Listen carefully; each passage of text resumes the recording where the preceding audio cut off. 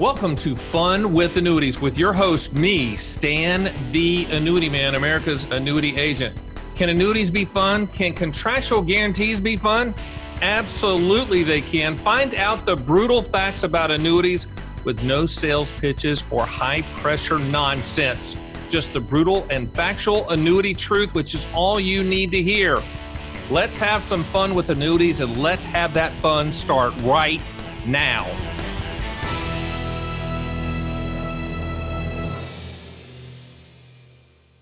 Welcome to Fun with Annuities. I'm your host, Stan the Annuity Man, America's annuity agent, licensed in all 50 states.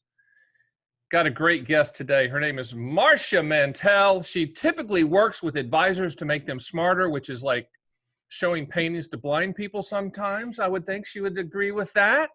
But I want to welcome every single person out there listening to us on all major podcast platforms and the aggressive people out there that are watching us on the Fun with Annuities YouTube channel, where you can see Marcia and I interacting, laughing, and making fun of each other with our facial expressions as we speak. So without further ado, Marcia, welcome to Fun with Annuities.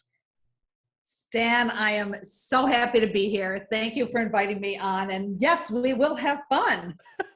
Absolutely. Who doesn't? When we're talking about retirement and Social Security and Medicare and annuities. And all that stuff. Yeah. I typically go through the bio and read. And I'm not going to do that this time. I'm going to let you tell people your elevator speech from 30,000 feet. And then we're going to take the plane down from there. So tell the people who you are, why you're here, what motivates you to do what you do and wake up every morning with a passion to educate.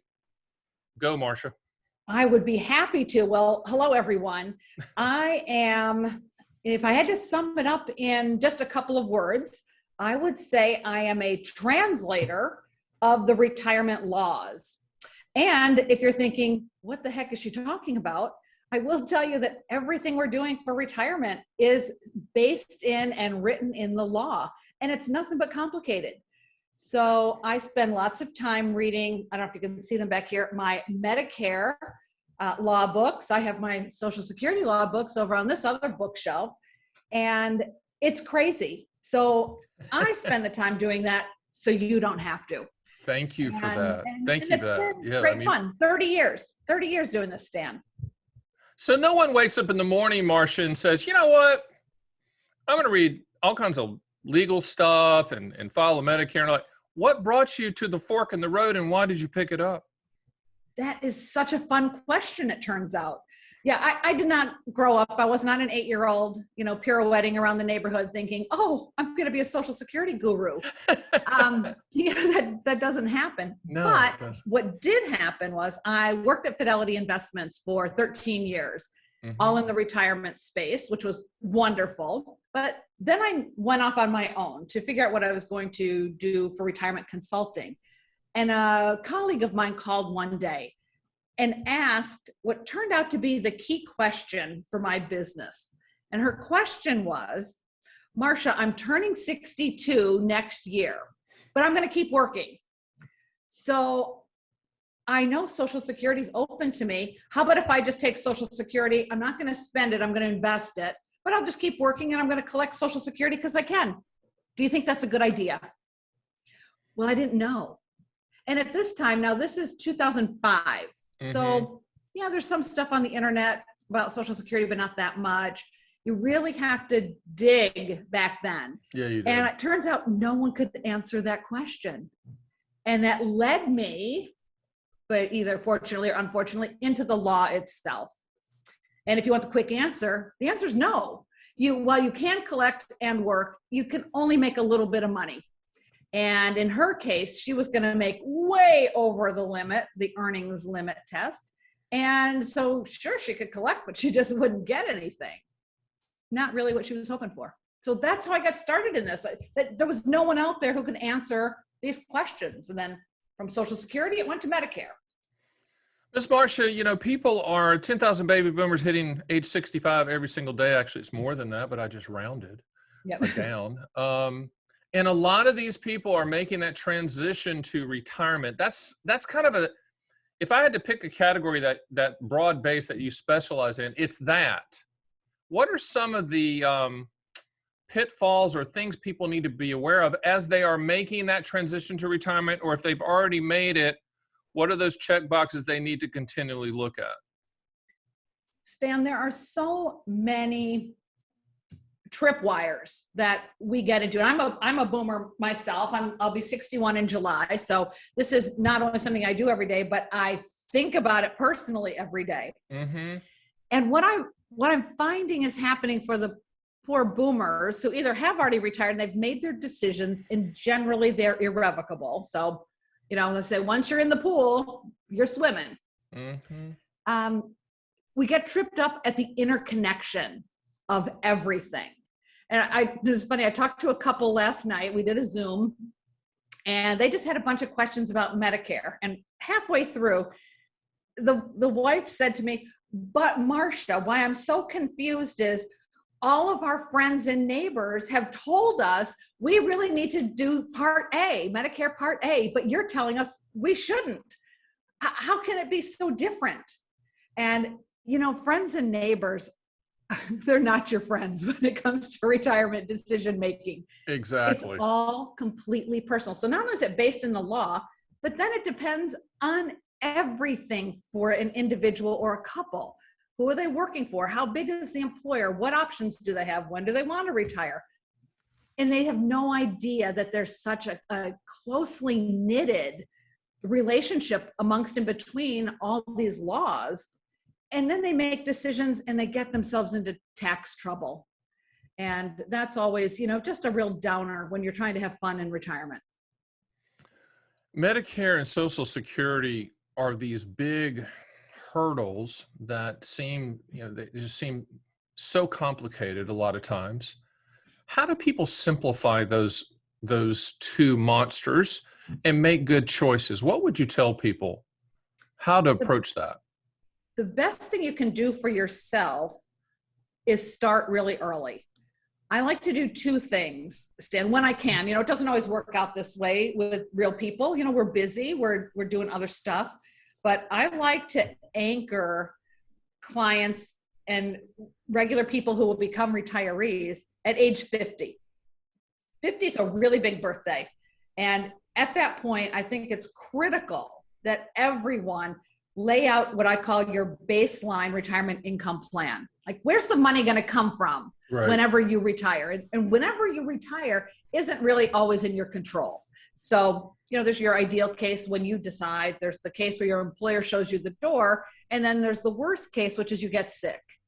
So it's all coming at us really fast. So starting early is the key. If you missed 50, don't worry about it. Start with wherever you're at today, but get that baseline plan. And then I like to do checklists. I'm a big list maker. I have every color of Post-it notes sitting on my desk, color-coded calendars, the whole 9 yards, because this is not a weekend project. You don't go to Home Depot and get your gazebo, whip it up in the weekend, and then you're ready to retire. This stuff is too hard. It's too complicated. So I think the best thing we can all do is take ownership. We have to understand Social Security to make good decisions, and we have to understand Medicare. And it will take a while. So get a book. You can go to the websites. They're actually excellent, both SSA.gov and Medicare.gov, but they are somewhat daunting if this is your first trip, taking a look at these two baseline pieces of your foundation.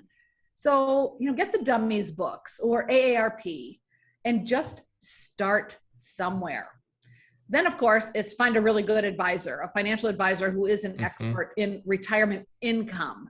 This is not like, should you invest in your 401k, contribute to your 401k? Of course. And then let's invest it a certain way. Or here are your IRAs. Let's invest them a certain way.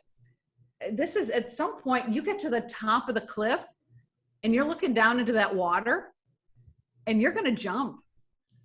And it might take 7 seconds to hit that very beautiful blue water down there. And all those 7 seconds seem like 7 years. You're going, what have I done? Right. But at the top of the cliff, you have what you have. So it's different on the way down. And it's important to come up with something, either, I do things, I call it, I have a cooking up your retirement plan discussion guide and workbook. I mean, there's a logic to this if you will take the time to go through it. But sadly, what I often run into is people who lose their jobs unexpectedly, 58, 62, they weren't ready because, they didn't have that baseline plan, or it's people who just decide they've had enough. And so they'll call me today and they're retiring at the end of July. It's like, shoot, that's not enough for this 30-year window called retirement. We were speaking with Marcia Mantell, and she is the owner and founder of Mantell Retirement Consulting. We'll have all those links on my site. She's kind enough to join us because this is a consumer podcast, but she gets paid the big bucks by the industry to train and properly educate financial advisors and fee planners and people like that on how to speak with people about Medicare and Social Security and retirement income planning and those type of things. One of the things I found interesting on your site, Marcia, was that you have a book called "What's the Deal with Retirement Planning for Women." It's a, as you put it, short, snappy, engaging book. I would agree with that. Now, as my wife says all the time, the male species is flawed, and I'm assuming that's the reason you wrote it for women. Am I right about that?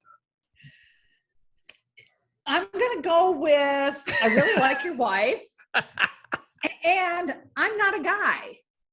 So I have a hard time with men telling me what to do because they so fundamentally understand me. Yes. And I have a hard time telling my wonderful husband of 39 years, well, I have not a hard time telling him what to do, but he certainly doesn't listen, Stan. So I greatly buy into and appreciate the gender differences. Mm-hmm. And women are just different. We relate to things different. The same Stop thing. Right there. You got to stop. I'm going to have to agree with you wholeheartedly on that statement. Women are different. Women are different. Yes, indeed. Definitely.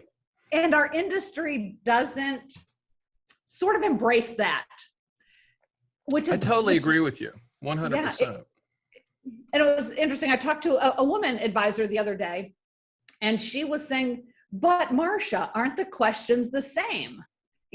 Should I have X fund or X product? And I mean, technically, yes. Isn't Social Security the same for everyone? It's gender agnostic. You just need your Social Security number.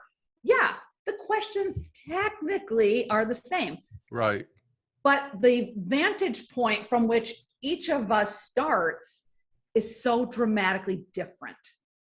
So I wrote this book, and it's funny you mentioned that book. I just on Friday, just in 2 days, I'm submitting the revised version to my publisher. So I've got 3 new chapters, still short and snappy, but 3 more chapters coming in and some updates to the book. And it is for women in our language. It is the way we talk about things. Opening the Wall Street Journal is not our favorite thing to do for most women. But boy, give me a People magazine and a candy bar and I'm set for the day.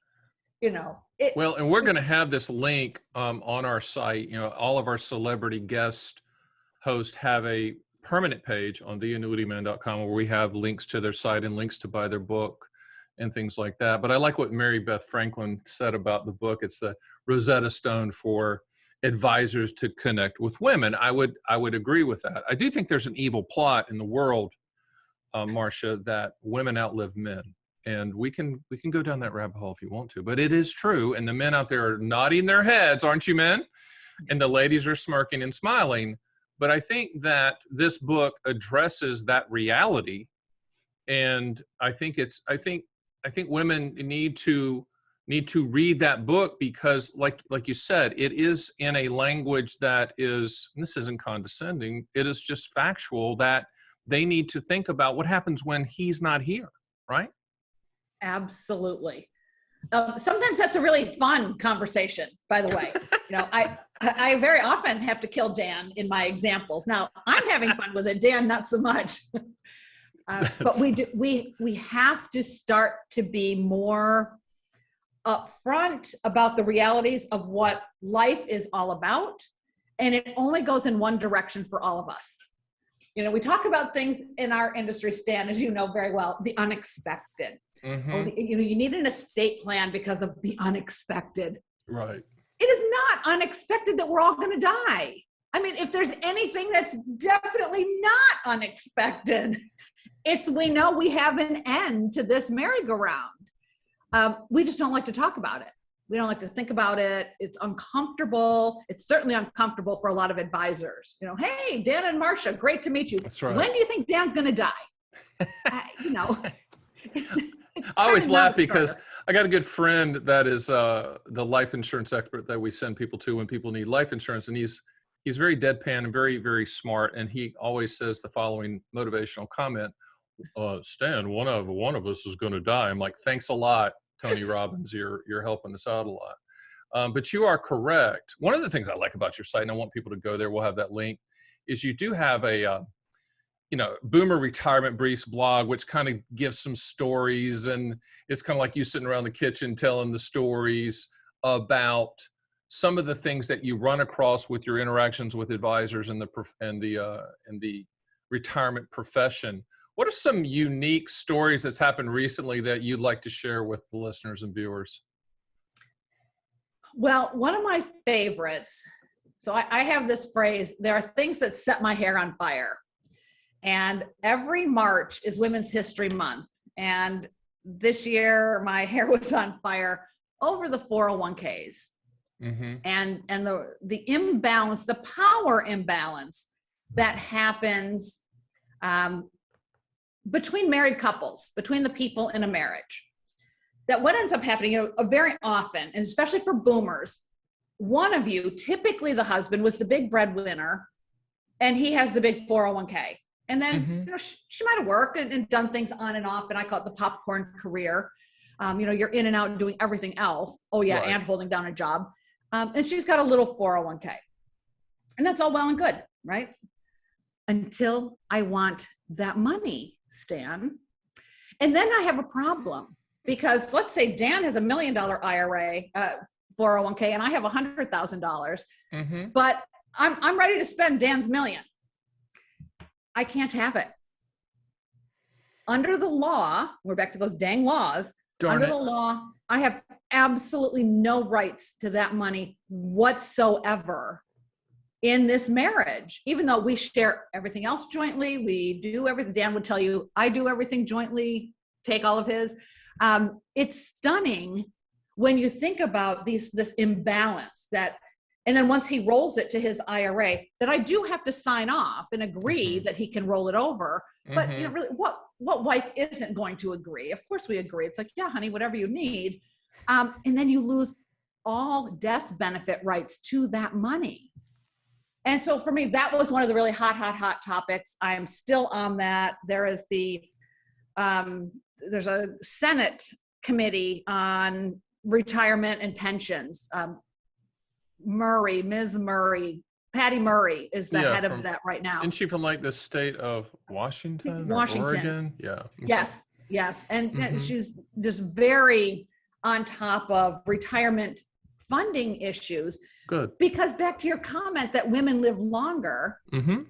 We need to, first of all, we actually don't have to control that money. We need to understand it. We need to know how much is coming into the checkbook, or if we want to do something extra, will that hurt us if we're going to spend that money? But the fact that you can't have it, you can't even, the companies that manage the 401k, they can't even talk to me about Dan's 401k. They can't. Where did that rule come from? I mean, how did that even get started? Yeah, that is the way the 401ks, they are truly individual arrangements. And individual means we don't care that you're married.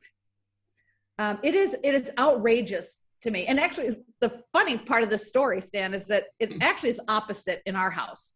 I have the bigger 401k, and I'd asked Dan to go in, and he has all rights to my IRAs. We've set everything up. We can get in and do whatever we need with each other's accounts. We don't willy-nilly do it. This is mainly because I'm more lazy about this than Dan is. And so one day I said to him, could you please get away in my 401k and sell some of fund X and buy something else? We had agreed that's what we were going to do. And a couple of days later, I said, hey, did you finish that? Did you sell what we needed to and, fix up my 401k? Mm-hmm. And he said, I couldn't get in. It's like, of course you could get in. I set you up as an authorized user. Well, son of a gun, was I wrong? Oh, I hate to be wrong, Stan. He couldn't get in. I mean, you've only been wrong, I think, what, 4 times? Oh, maybe. Okay. That's what I'm thinking. That's the research we did. We haven't really, I understand. Yeah, you know what's funny about this comment is I wrote down as you were saying this, that, with married couples, you're always like, you never want to have something hidden. You don't want to have the slush fund from your wife or your husband. Right. What you're saying is we all have one. We all have one. Yeah. The hidden slush fund, the slush fund that you can't get a hold of. The $1 million slush fund. Yes. So it is enraging. There are a couple of academics on this. The team at Wiser Women, a nonprofit organization, Cindy Hounsel, she has been all over this. Like I said, in the Senate, I mean, Elizabeth Warren, our senator, senior senator here in Massachusetts. I mean, it's not unknown, but until it hits you, until you see that, right, and that you are no longer equal in the marriage, it's like, well, no wonder women don't get involved in money. We've been told forever we can't have. Then finally, some laws open up along the way. We can have a bit of this, a little bit of an estate. Oh, honey, you can have a credit card now, but you can't have the $1 million IRA access unless we get divorced. And then I get half. So how does that work, Stan? It boggles the mind. Anyway, that's one of the things putting my hair on fire. I hear you. I have a happier story. I want to hear happy. Yeah, because you've become quickly one of my favorite people ever, because if I ever feel down, I'm just going to call you, because you seem like a walking glass half full. And I need that because I'm a pessimistic realist. Oh, that's quite a term. Exactly. Yeah, well, the happy story is about boomers and millennials. I have 2 daughters. Dan and I have 2 daughters. They are phenomenal. And how old are these daughters? These daughters are 26 and soon to be 31. I have a 25 and a 23-year-old, so we are in the same category. So go. Absolutely. So one's getting her PhD in neural engineering. The other's a computer scientist and data security guru. They're amazing, these girls.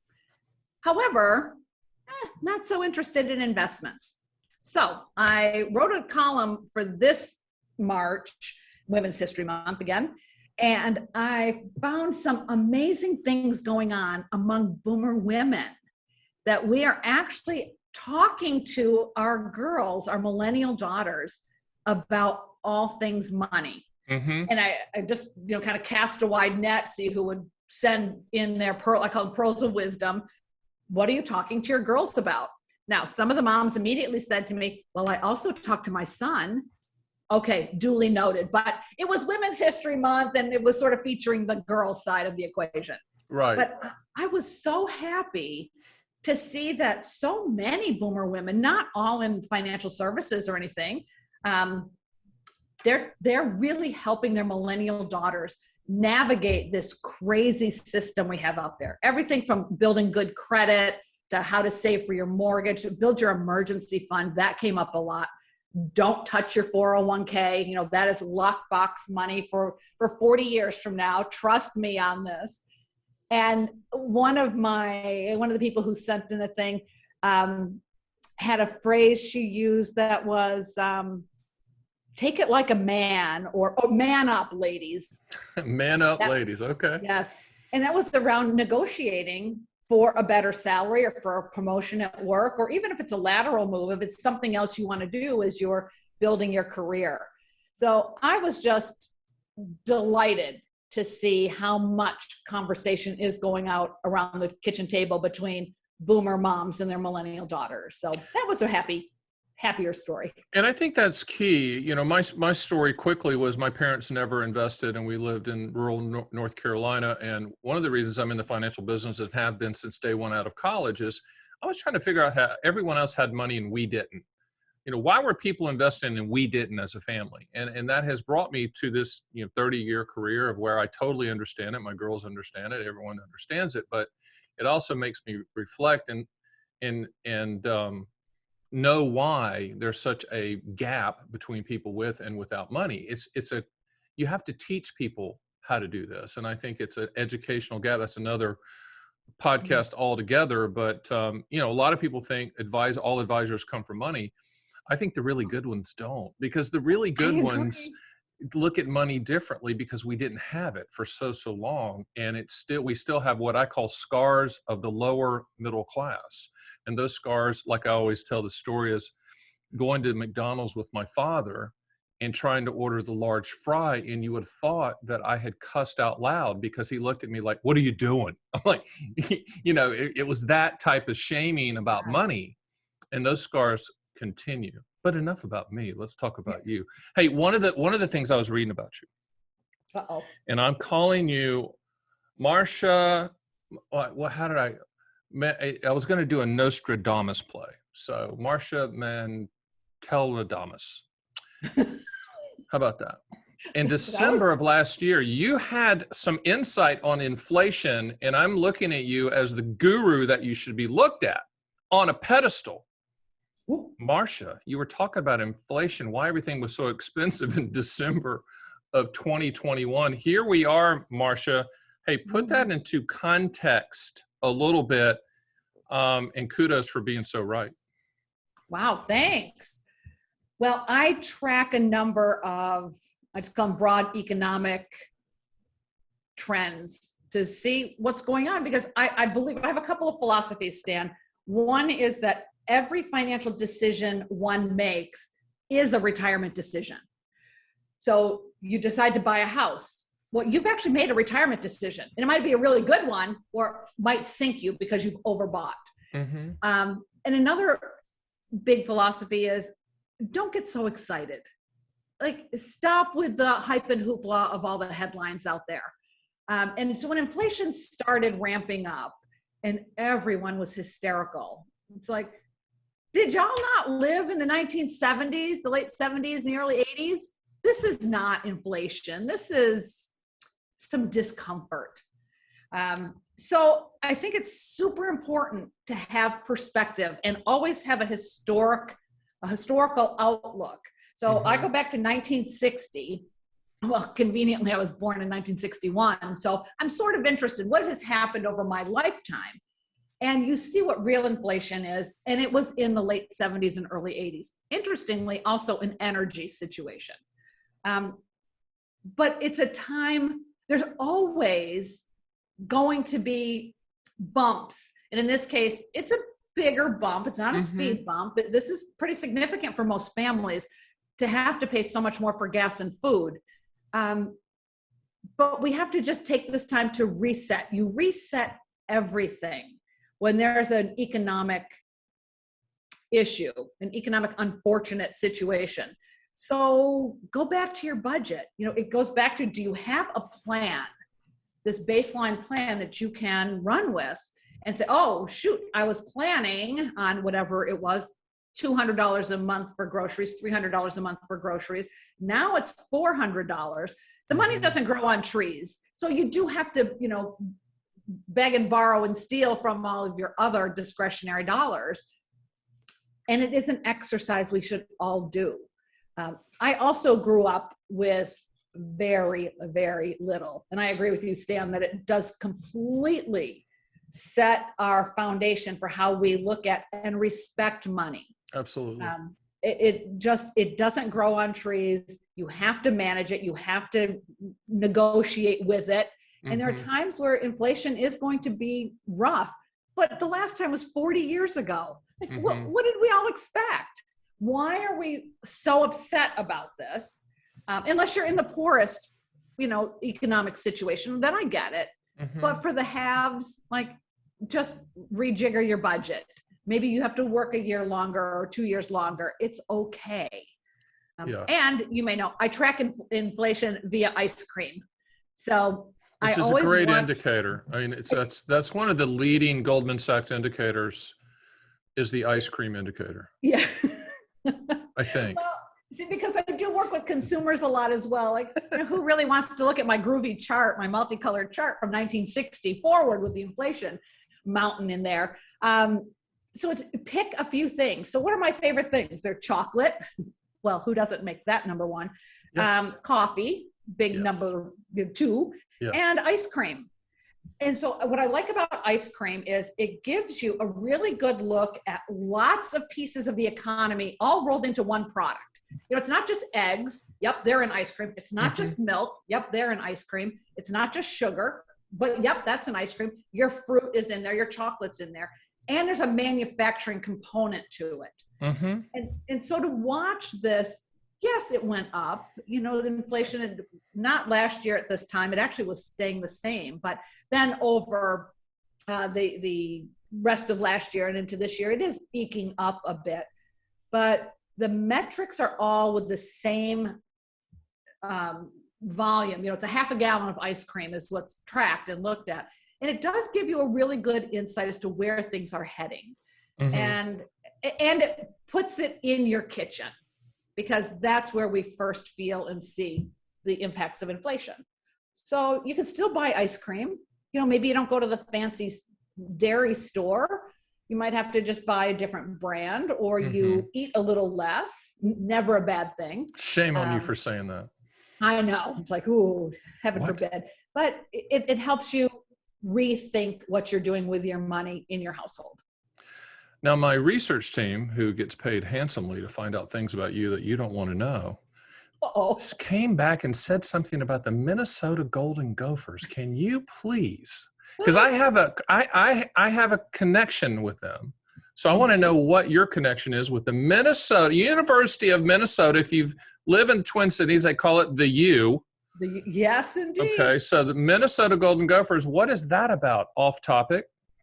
On topic as far as I'm concerned. Okay. The Minnesota Golden Gophers and Marcia Mantell got together in 1983. I spent my last semester of college at the University of Minnesota because soon-to-be husband Dan was getting his PhD in chemistry at the U. The U. Yes. So we were students. He was a grad student, and we could get very cheap tickets to the Golden Gopher football team. The marching band is my favorite part of the Golden Gophers.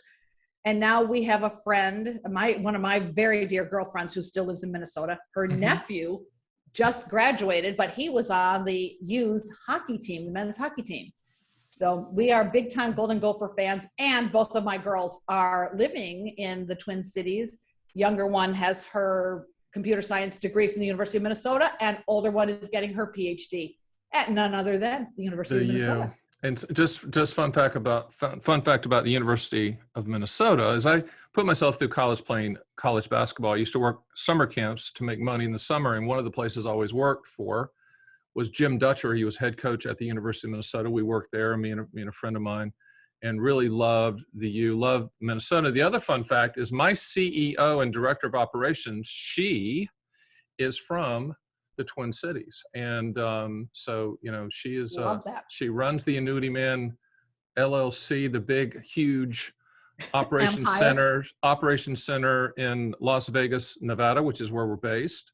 And she's from the Twin Cities, and we have a satellite office there as well. So that's cool. But the other thing that I want to ask you, and this is one that tweaked my interest, Marcia, because you obviously are looking at life through a different lens than most, which I like. I like that. You talk about if you can make lasagna, then you can create a retirement income plan. Now let's stop right there, and let me go on record that lasagna is one of my favorite foods of all time, and I am expecting that when I hit your town soon, there will be a pan of it waiting for me. Oh, I consider it done. Exactly. Absolutely, Stan. Love lasagna. Oh, gosh. When I present out, back in the old days when we could go out and present in front of big crowds, yes, I would ask an audience of many consumers, typically boomers, who here knows how to make lasagna? And with every couple, at least one hand goes up. And then I would ask, who makes the best lasagna in the room? And twice as many hands all of a sudden would go up. Nice.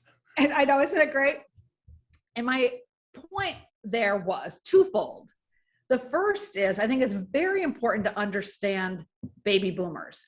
We are the ones who are retiring right now, and we are the ones with all the money, except for a few really wealthy Gen Xers and millennials. But they're gonna blow it, Marcia. We know, we both know they're not mature enough to hang on. So that's right. So those boomers, we're carrying a big load here. Exactly. So we've got not only this money, but we're not well understood in many facets. And one of the things that anchors us as a generation is, by and large, like it or not, women did all the cooking. We were in the kitchen. We feed our families. It's, good God, 3 meals a day. Those children do nothing but eat, Stan. Exactly. So we have this common ground, which is what I try to establish when I'm working with groups of consumers. So we established that they do, in fact, know how to make lasagna. And the reason I picked that and not something chocolate is because I picture my counter when I'm making lasagna, and it is covered with ingredients, right? Okay, you got your big pan, you got your cooking spray or your olive oil, you've got your ricotta, you've got your eggs. Ricotta, exactly. You've got your mozzarella. Exactly. You've got your pasta noodles that hopefully you haven't overcooked in the water. You've made your sauce. You've got your mushrooms and your onions and all these ingredients. And they're all over your counter. And that is not a lasagna, as you know. That's just a bunch of ingredients. That is like all the money stuff you have going into retirement. You got an IRA over here. Dan has his Roth over there. This one 401k, that one 403b, a SEP IRA, a taxable account, a trust account. Layers and layers. Layers and layers. So until you start putting it all together in that 13x9 pan, all you have are ingredients. But with the retirement income plan, so you got all those ingredients all over your worksheet. Now you start to layer it. And there is an order.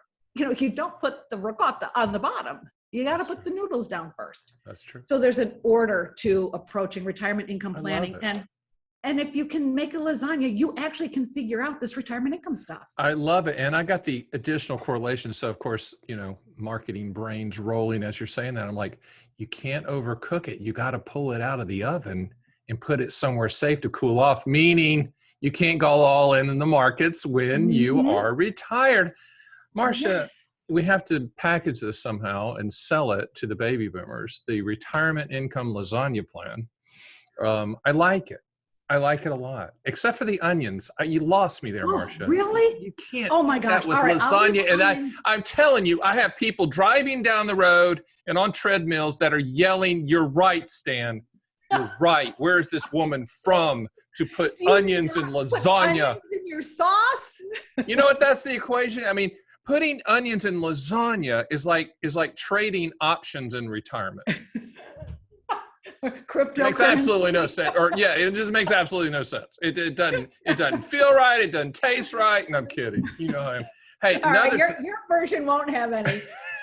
I make what I call vegetarian lasagna. I use zucchini to make the noodles because I now have this gluten issue. Nothing like getting old. And so I make vegetarian lasagna with sausage. My family. See, I love that. My daughter made me become a vegan for 3 years. It was a horrific 3 years. Yeah. And I vowed after I got my health back together that I'm not doing that again. Okay. Because you can't substitute noodles for zucchini, or they call them, what do they call them? Zoodles? Noodles. No, a zoodle is not a noodle. No, and now we're getting off track here, but I do like the correlation of making lasagna retirement plan. It is a layered process. It is a plan that has to be in place. You can't randomly do it. And it's got this myriad of ingredients. I like it. Right? Because every one of our account types is different. We got tax-free, we've got tax-deferred, we've got RMDs on some things, we inherit things. It's this hodgepodge, but there's really a recipe here. And there's an order to it. And so anyway, that's what I came up with. And then all the women in the audience knew they made the best lasagna. And by golly, if you can get people thinking they're doing the best, they're going to play along with you, right? They're going to work on this retirement income plan. Marcia, another really good question from Stan the Annuity Man, one of the top podcasts in the country, growing by leaps and bounds, because I ask questions like this. What does adopting a cat have to do with retirement? I did my research, Marcia. You did. I'm very impressed. Yes, out on my Boomer Retirement Briefs Facebook page today are my two cats, Mr. Whiskers and his little sister Sky. Is that Sky with two Y's? No, just one. Why? Just Why not add the other like Y? Isle of Skye, Skye. Okay. They're my little Scottish kitty cats, brother and sister that we adopted from a local animal shelter, cat shelter here in Massachusetts. Okay. And it turns out June is National Adopt a Cat Month because after the litters happen in the spring, their shelters are often overrun with the little sweet kitty cats. So it's just one of those national things. And I try to do a fair amount on Twitter and Facebook and such. So in honor of my little kitty cats, I posted out there. So how do we correlate that to retirement planning? Can we do that? Can you wing that one for me, Ms. Marcia? Absolutely. Okay, go. It's be involved. You can volunteer in retirement at any kind of shelter. You know, animals are your thing. You can adopt dogs or cats.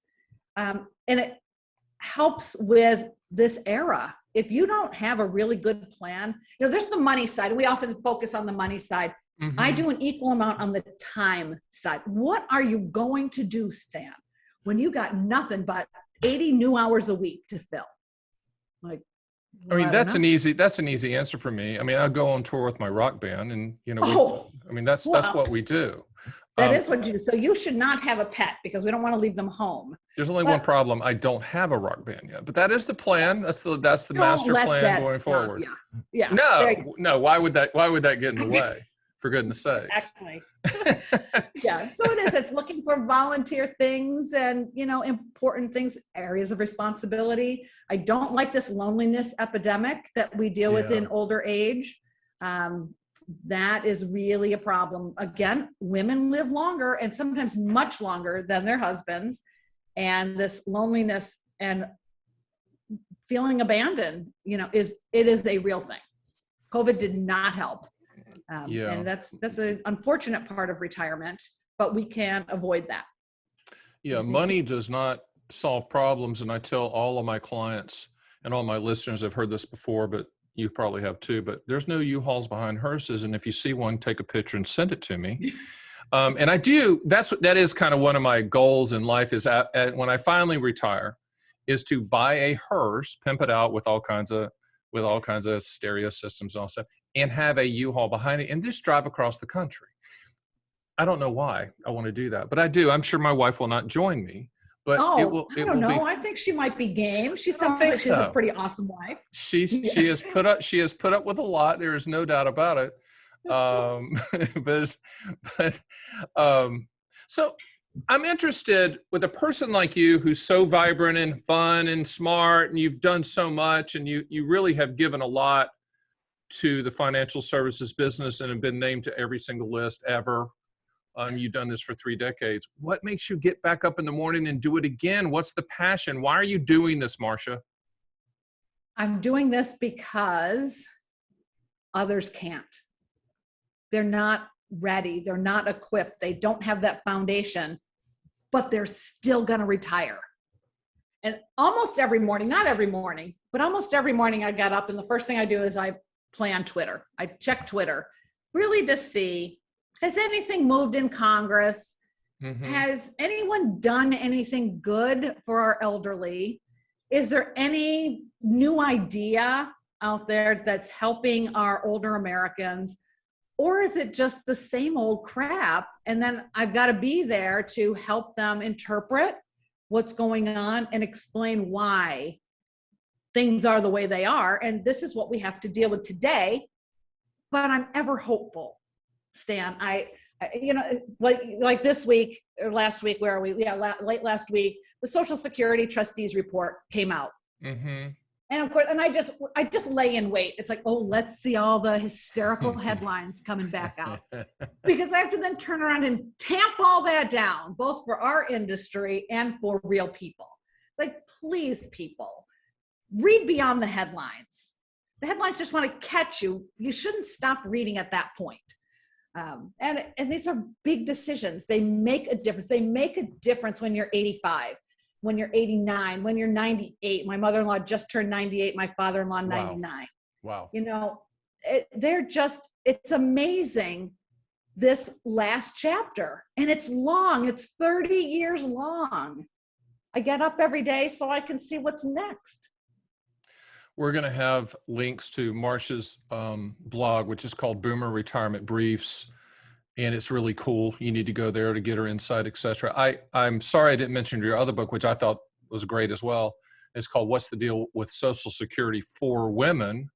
That pairs with, you know, what's the deal with the retirement planning for women. So she's done that. But I would encourage you to visit her site a lot. Again, we're going to have her link on our site that you can go and look, because she answers questions that are in everyone's mind. Like, you know, will I have enough money to last throughout my retirement, or should I claim Social Security early to get it before it's gone? Or how will I be able to afford healthcare costs once I'm on Medicare? The things that's on everyone's mind, Marcia is succinctly hammering that factually within her materials, her books, and her blogs and all that stuff. We're just honored that she brought it down to our level, at the consumer level, and not talking to the financial advisors, because I think it's important for people to know the brains behind the financial advisors getting the information from you.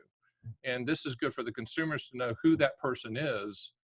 And that's you. So you started, I mean, you're coming up on the 20-year and a couple years of Mantell Retirement Consulting. I am. It has been quite a journey. Yeah. Quite a journey. You know, and I quit working at Fidelity so I could see my kids. You know, my kids were my older one was just going into high school and my younger one was in 4th grade, and I never saw them. And it's like, this can't happen. So I didn't have a grand plan. I just knew I needed to be home for dinner. And I am stunned. Yeah, I'm coming up year 17 on July 1st. Good for you. So it's, yeah. Two more questions, because we got to wrap it up. I could talk with you forever, and certainly hope that you will be back on the podcast and enlighten us with some new things and things that are on your mind, and other retirement recipes, so to speak. What's the new stuff that's getting your attention right now? I mean, you've forgotten more than most people will ever know in your space, but what's the new things that are saying, wait a minute, this is piquing my interest? Is there anything that's new for you? While there's not a lot new, I will say there's a new experience. Okay. I was a greeter for the AARP Tax Foundation this past tax season. Okay. And AARP, among other groups, but AARP is one of the largest, they do for free tax filing for seniors. Yes. And the 1040 SR, which is the seniors 1040 form, is in much bigger print, which I love. Like, stop with the 8-point type, people. You know, I need 20-point type now. It was absolutely amazing to see older Americans, men and women, how utterly frustrated and confused they are over our tax system. Yeah, it's true. So I'm kind of hot on the whole tax thing. I mean, good God, can we make it easier? That's new for me. What else is new? You know, it is hard to have new. No, you know what? I'm wrong. My other new hot thing is the Medicare Part D, which is the prescription drug plan. Right. Seems like it's so helpful to have some assistance with your prescription drugs. But I started and I did one county here, Plymouth County in Massachusetts, to see how much I call them the designer drugs, you know, the ads that you see on TV 20 times a day. All those designer drugs cost money. Well, how much? And the things that I've uncovered were just stunning, Stan, that if you, now again, I think of the 85-year-old grandma, right, who needs a particular drug to keep her healthy. Sure. And she walks 2 blocks down to her favorite drugstore and she pays $1,000 for that drug for the year. Right. Because she didn't know if she could just drive 2 miles to the east at a different pharmacy it would cost her $12 for the year. And I find that kind of hidden, I'm a big cusser, but I won't swear here.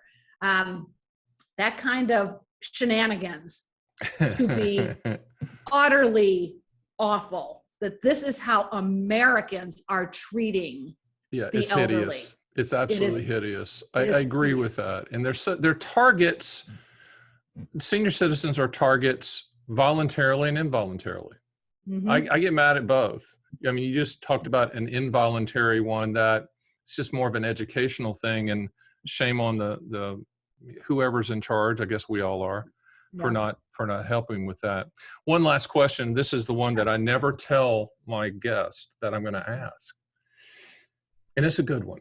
And what I do, Marcia, is I do what's called the mic drop moment. And I'm going to hand you the mic, and in about 1 to 3 minutes, your call, you're going to say something so profound and such a walk away that you're going to be able to drop the mic, walk away, and strut away from the microphone and podcast. So people go, not only was that a great podcast, but she left everything on the floor, and that was a great comment. So 5, 4, 3, 2, 1, go. The most important thing I've ever done is be a mom. And I think we as an industry do not give moms enough credit. We don't help these women. We don't respect their journey. We generally don't even know she had a journey. And where it comes to fruition for me, Stan, is when at-home moms in particular get to that cliff, that retirement cliff, and we say, download your most current Social Security statement and let's look and see how many benefits you're going to get in retirement. And she downloads a statement and says, this can't be right, can it? It's all zeros. And then she finds out, oh, it's zeros for her, but since she's married, she'll get half of his. But she looks at that after all those years, raising those kids, petting the kitties, cleaning the litter box, making 95,000 freaking dinners, and she's worthless. And I think that's another one of those areas that is just a wrong that is so wrong I don't have words for it. That the lack of respect we have for at-home moms and the jobs moms do is unacceptable. I totally agree. And that person you just heard, if you didn't enjoy this podcast, you're not breathing. That person is Marcia Mantell. I really, really appreciate you being here. And I appreciate every single person that joined us for this podcast on all major podcast platforms and the Fun with Annuities YouTube channel. I will see you next week. Thanks for listening to Fun with Annuities. Please hit the subscribe button and make sure to go to my site at theannuityman.com, where you can run your own SPIA, DIA, and QLAC quotes and see a live feed of the best MIGA fixed rates in the country, and even get indexed and income rider quotes as well. You can also sign up for my 6 Annuity Owner's Manual books, and I'll ship them for free and under no obligation. I also encourage you to schedule a one-on-one call with me, Stan the Annuity Man, so we can have a full discussion of your specific situation. It will be the best brutally factual and truthful advice you will ever get, and that's one guarantee you should definitely take advantage of. So join me next time for the #1 annuity podcast on the planet, Fun with Annuities.